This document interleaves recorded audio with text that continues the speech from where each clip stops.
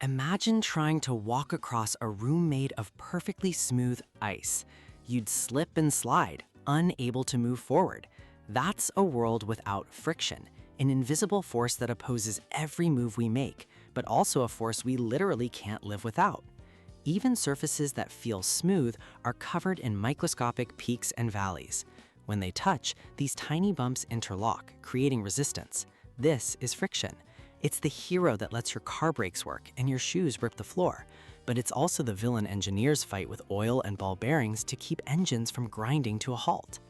A similar force slows you down in the air. That wind you feel on a bike, that's air resistance or drag.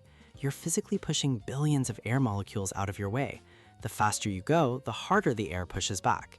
This is exactly why a crumpled piece of paper with its small surface area plummets to the ground, while a flat sheet with its large area catching the air gently floats down. This all leads to a dramatic balancing act for any falling object. Picture a skydiver jumping from a plane. Gravity pulls them down, making them accelerate. But as their speed increases, the upward push of air resistance gets stronger and stronger.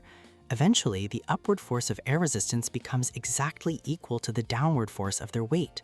The forces are balanced. They stop accelerating and continue to fall at a constant maximum speed. This is terminal velocity, about 200 kilometers per hour. Then they pull the cord. The parachute blossoms, massively increasing their surface area.